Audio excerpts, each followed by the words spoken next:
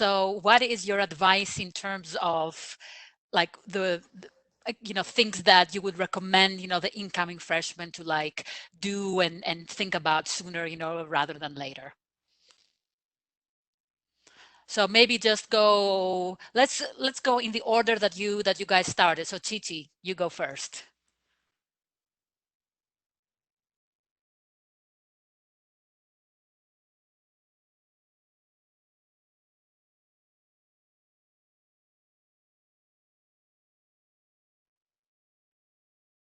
I think you're muted. Okay, you're muted now. Now you're unmuted.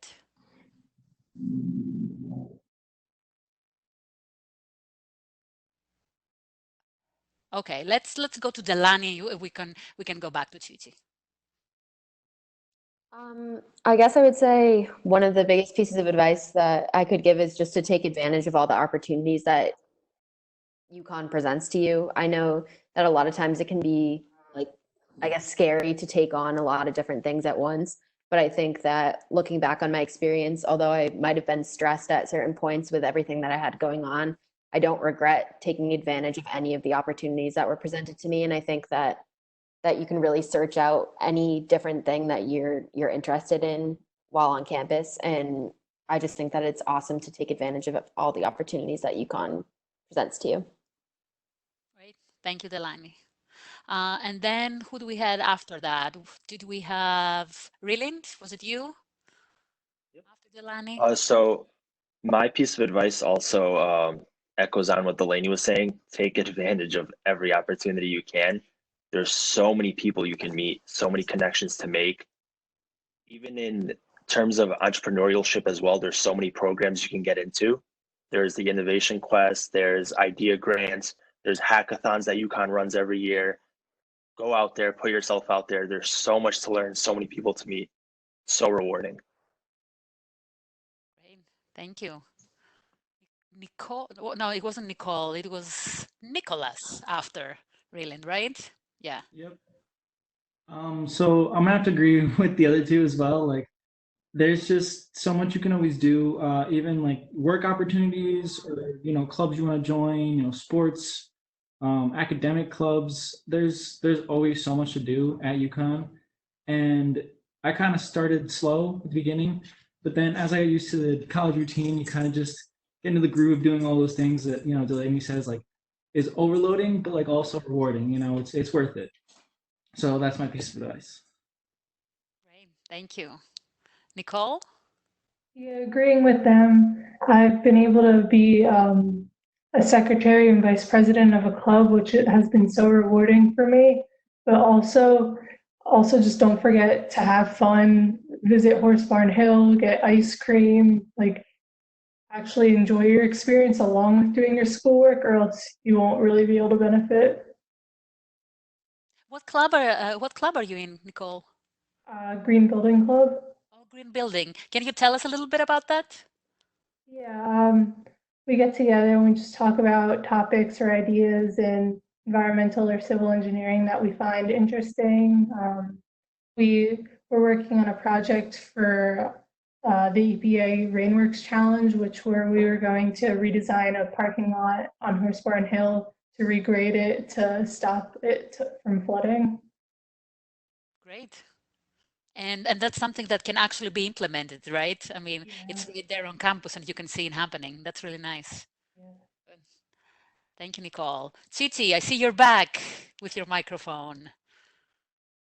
Can you hear me right now? Yes, we can hear you. Um, so my advice is to get more involved to everything in here. Everything is very fun. I actually joined Steel Bridge Club. It's very similar to Green Building Club, and it's very nice for civil engineering students. Also, I feel the senior design project is very helpful because based on the internship that I'm taking right now, it's like very similar stuff, like exactly of what I'm doing right now in my internship. Thank you. Jackie, how about you? Um, so for undergrad, I think obviously everything, get involved, perfect. a little bit more specific advice that, might not apply to everyone, but a couple things would be, I know going in, I personally was terrified, especially when you're in, that 300-person lecture hall for chemistry, to talk to my professors. I didn't want to ask for help. I didn't want to, go to them in their office hours, because there's just a little bit of anxiety that happens, and I'm not sure if it's for everyone, but I for sure had it. And as soon as I learned that your professors want to talk to you, they want to help you, they're excited when you come into office hours, they want to know your name when you're in the big 300 lecture hall. So don't be afraid to go to your professors. Don't be afraid to email for help, or reach out and just make yourself known, because having a good professional and personal relationship with your will help you academically, and it could also help you professionally. If you need a recommendation for a job or for grad school later on, having a good relationship with the professor is really important. Wanting to do research later on, it can be really important to have a good working relationship with that professor. So that's one of the things maybe doesn't apply for everyone. I know I personally had anxiety about reaching out and talking to people. So don't be afraid to do that. Or your fellow peers in your 300-person lecture hall. If you don't get something and someone next to you has notes on it, don't be afraid to ask. Worst thing anyone can ever do is say no to you. So kind of along the lines of put yourself out there. And in terms of getting involved, I would also like to add specifically, don't be afraid to get involved in research. It's never too early. I personally didn't do any research in my undergrad, with the exception of my last semester of senior year, which is something I regret doing now as a graduate student who does research. So if you have any interest in graduate school or just furthering your research career, it's never too early. Like Dr. C said, as soon as your freshman year, you can be getting involved in research opportunities. So take advantage of that. It's a really awesome experience and really good for you both academically and professionally. And if you don't know how to do that, there are a couple of different avenues. So there are out of class presentations that happen in the Engineering 1000. And I know that, for my department, we do mostly demos. And so there are specific professors in those demos. And then there's small groups, so you can talk to them, you'll hear about the research, so those are some opportunities where you can have kind of a more and one-on-one. And then we also have once a year that research initiative that I was mentioning. We put job posts on the website, so you can just click and read about it and then reach out to the professor about specific opportunities that we put there, because I know, nobody, I will not call people and be like, hey, you want to do this, even now, I'm like, no thanks, no thanks. So I will only probably do something if there is something specific, for me to engage with. So Jesse, I want to come back to you, and ask for your advice to incoming graduates, from the standpoint of somebody who's in the field every day, and interviews and hires and works with new graduates. What, is your advice in terms of the freshmen who go into undergraduate life right now?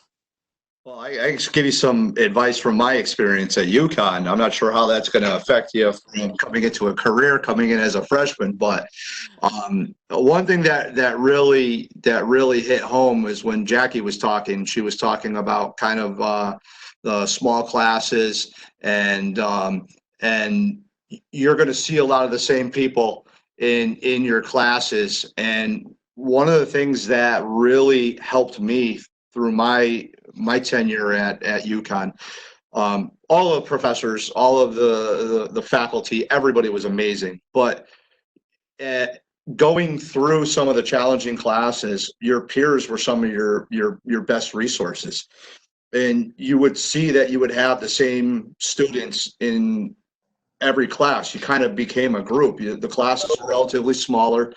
And you would create study sessions with them, and you guys would piggyback on each other. You may not understand one particular subject very well, but your classmate does, and you sort through it and you work off each other's strengths and weaknesses to make it work for you. And the biggest piece of advice that I can give you is don't be shy. Make sure that you're extending that olive branch to your classmates out there, and they're going to help you through the program as much as the faculty is going to help you through the program. It definitely helped me in many occasions. And the other thing that I would say is, everybody's talking about branching out. I'm a huge sports nut. So, obviously you have UConn football, you have UConn basketball, baseball, soccer, some of the best in the nation. But the intramural program that they have there is amazing, and the sporting complexes that they have there for the students are amazing. So if any of you guys are sports nuts, they have it. I loved basketball, and I was terrible at it, but I loved playing it. And they had intramural programs that you can get together with the guys living in your dormitory, or play soccer. They would have co-ed soccer games, and it was organized. They had coaches, everything. So it was actually a break from the schoolwork that gave you some level of sanity to go through and put aside the scholastics, take a break from it, and get a little bit of a reprieve from that, and go out and enjoy yourself a little. And I think that helps you from looking at from where you're coming from, coming in as freshmen, looking to where you're going from as seniors, and where we as professionals would be looking to see where you guys are coming from, and looking at resumes. Taking a look at a well-balanced student is something that we definitely look at. So take advantage of those opportunities if you can. Great. That's great advice, Jesse. And I also want to add to that, when if you decide to come here, when you get here, the second week, I believe, of classes, assuming that everything goes back to normal, there is a student fair, and you will go to this as part of your introduction to engineering class, and that's where you will see all the student groups and the different the different student groups that are available, whether it's the department like the Steel Bridge, or it's something more general, or the engineering ambassadors. So that is a great opportunity to explore all these different groups that are there in one setting, talk to people, and sign up and get something started. So you don't have to wonder where is everybody, how I'm gonna do this. That is a one-stop shop. Choose 2 things, and try them out. And you try them out for a few times, you don't like them, you move on to the next. But that's definitely something, one of the events happening on campus at the beginning, that I really recommend that you take advantage of. If you have the opportunity to be affiliated with a learning community, also do that, because the learning communities are whether they're living learning communities or non-living learning communities. Living is an better engineering house. They give you the opportunity to take that big freshman year with all the hundreds of students and make it smaller, give you a chance to connect with a group where you find each other on a regular basis, you get to know each other, and you make friends. And so I think that's one of the most of the best things that you can do to kind of find your place in a big campus like here.